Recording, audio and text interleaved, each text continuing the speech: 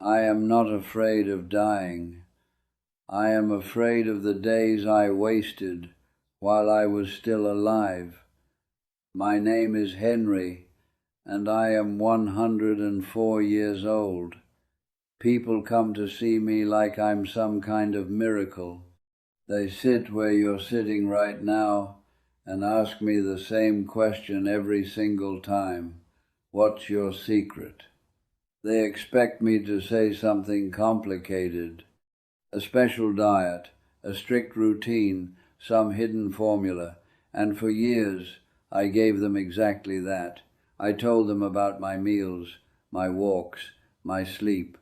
They nodded, wrote it down, and left satisfied, but completely wrong. Because the truth is, none of that is why I'm still here. I've outlived my wife, my friends, even the people I couldn't stand. One by one, they all left.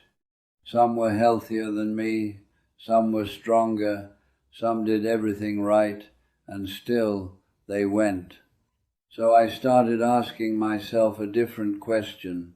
What actually keeps a person here? I used to be a bus driver for 40 years. Same route, same streets, same faces. Back then I thought routine was just survival. Wake up, work, eat, sleep, repeat. But I didn't realize those small routines were quietly giving my life a reason to continue. Then one day, it all stopped.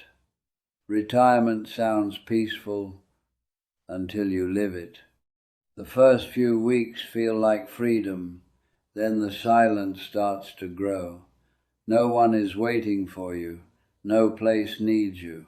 You wake up and there's nothing pulling you forward. That's when people begin to disappear, not suddenly, but slowly, from the inside. I remember sitting in this same spot, staring at nothing, waiting for the day to end before it even began. And across from me was her chair, still, quiet, empty. My wife Anna had been gone for years, but that chair never stopped speaking. One morning I made 2 cups of coffee out of habit. I placed one in front of her chair, and I just sat there. The room was silent, but my chest felt heavy. I didn't drink mine, I didn't move hers. I just sat, watching time pass, and then it hit me. The day wasn't going to stop just because I wanted it to. Time doesn't wait for grief. It doesn't pause for loneliness. So I stood up slowly and walked outside. There was nothing special about that moment. No music, no big realization, just a small decision to move. I saw a patch of dry soil near the fence, picked up a tool and started digging. 10 minutes turned into an hour. My hands were shaking, my back hurt, but for the first time in months, I wasn't waiting anymore. I was doing something, and that was enough. People think purpose has to be something big, something impressive. It doesn't. Sometimes it's just a reason to get out of your chair. A walk down the street, a conversation with a neighbor, watching the sunlight hit the same corner of the room every afternoon. Small things, but they keep you here. The people I saw fade the fastest weren't the ones who ate badly, they were the ones who stopped having a reason. They retired from life, not just from work. And the body listens. It always listens. Years later, my son Daniel called me and said he'd visit someday. I told him, I don't have someday anymore. I have now, or not at all. He came the next day.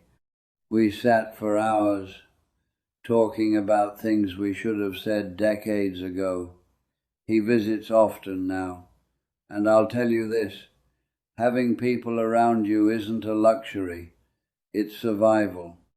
So if you're still waiting for the perfect routine, the perfect plan, the perfect moment to start living, stop. Because there is no perfect moment. There is only today, quietly passing you by.